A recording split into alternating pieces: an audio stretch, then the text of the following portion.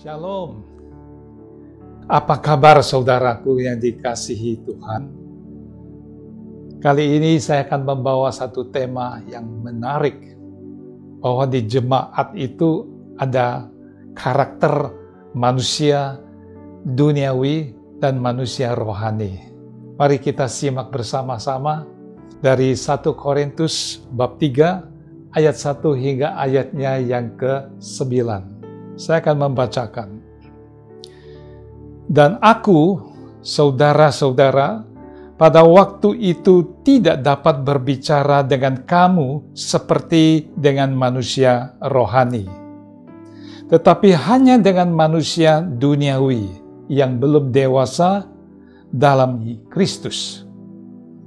Susulah yang kuberikan kepadamu, bukan makanan keras, sebab kamu belum dapat menerimanya, dan sekarang pun kamu belum dapat menerimanya, karena kamu masih manusia duniawi. Sebab jika di antara kamu ada iri hati dan perselisihan, bukankah hal itu menunjukkan bahwa kamu manusia duniawi, dan bahwa kamu hidup secara manusiawi? Karena jika yang seorang berkata, aku dari golongan Paulus, dan yang lain berkata, aku dari golongan Apolos, bukankah hal itu menunjukkan bahwa kamu manusia duniawi yang bukan rohani? Jadi, apakah Apolos, apakah Paulus pelayan-pelayan Tuhan yang olehnya kamu menjadi percaya?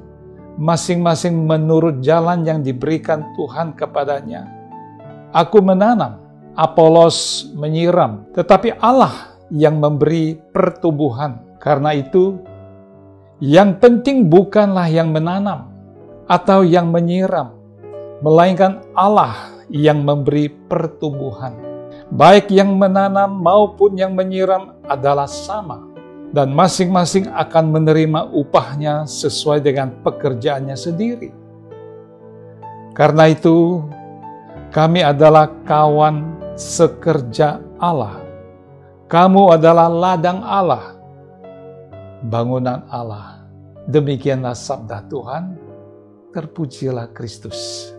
Dalam jemaat di Korintus itu, satu kota pelabuhan yang besar dengan bisnisnya yang cukup baik pada waktu itu, Paulus memberikan satu gambaran atau menggarisbawahi di dalam jemaat Korintus itu ada dua karakter manusia. Jemaat itu manusia duniawi dan manusia rohani. Dua-duanya di dalam satu jemaat. Apa yang dikatakan di sini bahwa Rasul Paulus ingin menekankan bahwa dua-duanya perlu makanan, nutrisi. Tetapi terhadap jemaat yang masih duniawi, Paulus mengatakan, aku tidak dapat memberikan kamu makanan yang keras. Cukup susu saja. Di situ Paulus menggambarkan betapa dia care dengan jemaat di situ. Walaupun jemaatnya masih di dalam kelompok-kelompok yang saling perselisihan, iri hati, dan sebagainya. Tetapi Paulus mempunyai hati yang belas kasihan untuk memupuk, memelihara, mengembangkan, menyadarkan jemaat di Korintus itu. Poin pertama di situ dikatakan oleh Rasul Paulus bahwa manusia duniawi itu tidak dapat dikasih makanan keras. Ya, itu manusia duniawi. Dia akan menolak. Ya, kalau Yesus berkata kepada para ahli Taurat, ya, orang-orang Farisi, celakalah kamu, hai orang-orang munafik. Kamu orang bodoh, kamu orang buta. Bagi orang yang mempunyai kepekaan, dia akan menerima dengan penuh ucap syukur karena dia ditegur. Tetapi mereka mengeraskan hati. Itu adalah manusia duniawi. Sekalipun Mereka hafal tentang hukum-hukum Taurat. Jadi hidup di dalam satu rohani, tetapi kelakuannya, karakternya masih duniawi. Kenapa? Dikatakan oleh Rasul Paulus, karena masih ada perselisihan. Masih ada iri hati. Ada yang mengatakan, aku dari golongan Apolos. Ya. Yang lain mengatakan, aku dari golongan Paulus. Ya. Jadi masing-masing mempunyai satu fans, ya, satu orang yang suka dengan pengkhotbah ini, yang lain mempunyai satu keinginan untuk merasa cocok kalau dia khotbah, saya suka. Ya, masing-masing mempunyai pilihan sendiri. Demikian juga kita jemaat, ya, zaman sekarang. Kalau misa oleh imam ini, saya suka. Ya. Kalau di dalam perayaan Ekaristi ada Romo A, ya, saya mau datang karena saya suka mendengar homilinya. Ya. Tetapi kalau Romo B, saya akan skip. Ini memakai satu karakter manusia yang masih ingin memuaskan dirinya sendiri. Bukan mendengar firman Allah, tapi lihat manusianya. Siapa dulu? Siapa yang khotbah malam hari ini? Ya, kalau Ibu A atau Bapak B, ya, oh saya tidak mau. Ya, dia suka mengkritik orang, keras, radikal, bahasanya itu keras, tajam, menusuk. Saya nggak suka. Terus terang saya tersinggung. Ada orang-orang umat yang seperti itu juga. Itu yang digambarkan oleh Rasul Paulus. Makanan keras tidak dapat diterima. Jadi Paulus memberikan susu, makanan yang susu. Itu buat bayi. Bayi itu belum bertumbuh di dalam Kristus. Walaupun mereka tetap sebagai jemaat. Nah, saudaraku, ciri-ciri khas daripada orang manusia duniawi, mempunyai karakter duniawi. Dalam 1 Korintus 3 ayat 3 mengatakan ada perselisihan. Ada iri hati. Ya, iri hati itu dari zaman ke zaman. Ya, dari Kain dan Habel sampai saat detik ini masih beredar sangat-sangat luas. Bebas. Ya, manusia itu dihimpit oleh iri hati dalam banyak hal, rohani maupun soal duniawi. Nah, saudaraku, inilah yang harus dihindari. Belum lagi percabulan dalam 1 Korintus 5 ayat 1. Mereka juga tetap pesta pora, minum-minum, mabuk-mabuk, tetapi tetap beribadah. Karena jemaat di sana, di Korintus di situ. Ya. Belum lagi ada perpecahan.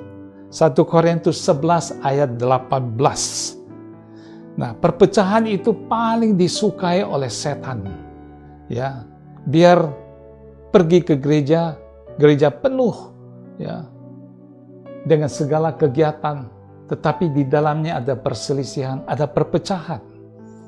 Roh Kudus yang menyatukan, tapi iblis yang merobek-robek, yang memecah belah. Belum lagi jemaat di sana ada penyembahan berhala.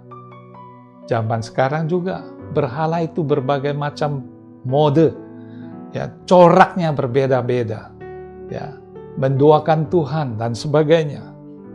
Saudaraku, mengapa manusia duniawi itu masih bercokol di dalam gereja jemaat? Sebagai jemaat di gereja itu. Ya, masih ingat apa yang dikatakan oleh Tuhan Yesus. Ya, waktu ditanyakan oleh para murid, apakah ilalang itu mau dicabut karena bertumbuh bersama-sama dengan gandum, karena coraknya, modelnya hampir sama.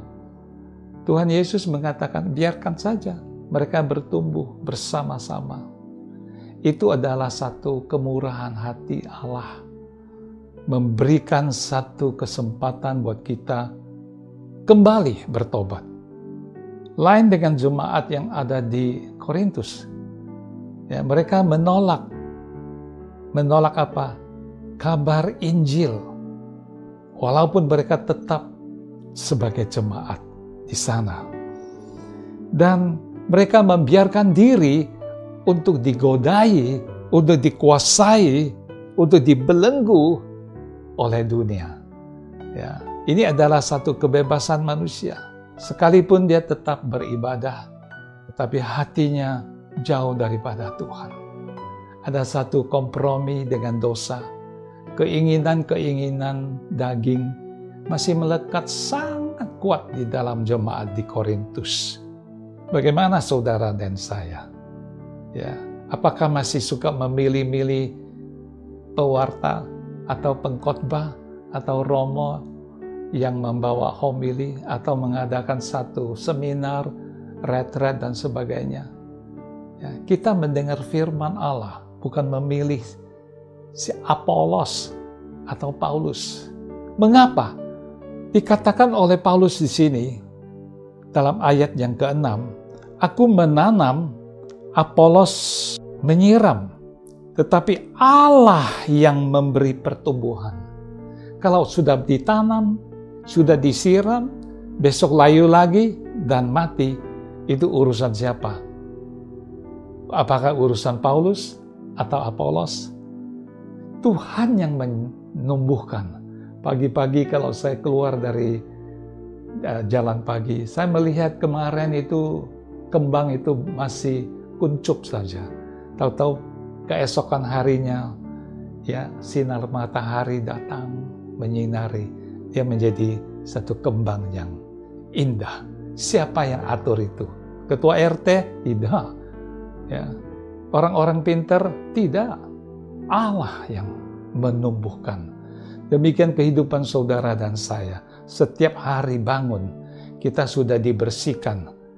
Ya, hormon-hormon kita yang rusak, sel-sel tubuh yang tidak baik itu dibersihkan oleh Allah. Dalam tidur kita, Dia yang menumbuhkan kita, memberikan sel yang baru untuk kita hidup lebih baik. Oleh karena itu, saudaraku, senyum, bergembira, bersukacita, sekalipun banyak masalah hidup saudara dan saya. Itulah yang dikehendaki oleh Tuhan.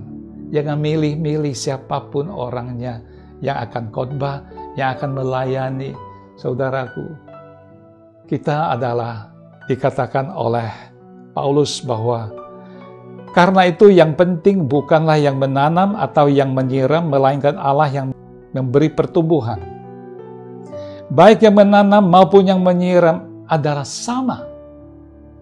Dan masing-masing akan menerima upahnya sesuai dengan pekerjaannya sendiri.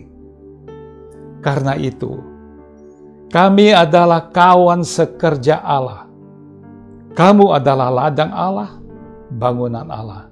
Jadi tugas pelayanan daripada Rasul Paulus itu jelas. Dia mengosongkan diri, memberi sepenuhnya untuk pelayanan kerajaan Allah. Ya, belas kasihan harus ada, saudaraku. Makanya dia mengatakan, kamu belum dewasa dalam Kristus. Jadi makanan keras tidak cocok. Ya, dia memberi satu makanan, artinya dia memelihara sebagai bayi. Banyak bayi-bayi Kristiani yang masih cepat tersinggung, masih cepat marah. Ya, terus mengumpat ke tempat lain, tidak mau datang lagi. Ini yang harus kita care. Sebagai domba-domba yang hilang. Panggil dia kembali. Ajak dia kembali. Dengan penuh cinta kasih Allah. Demikian permenungan singkat. Supaya kita dipanggil untuk diingat kembali bahwa kita adalah mitra Allah. Tanpa pilih-pilih. Tanpa memilih jemaat siapa jemaat yang lebih berada atau yang miskin, saudaraku, semuanya ini kita harus tanggung jawab pada penghakiman terakhir. Berilah, maka kamu akan diberi. Ketoklah, maka pintu akan dibukakan. Carilah, maka kamu akan mendapatkan. Cari siapa? Domba-domba yang hilang. Ya, kita harus berperan sebagai gembala yang baik. Ya, Tuhan Yesus memberkati. Haleluya. Amin.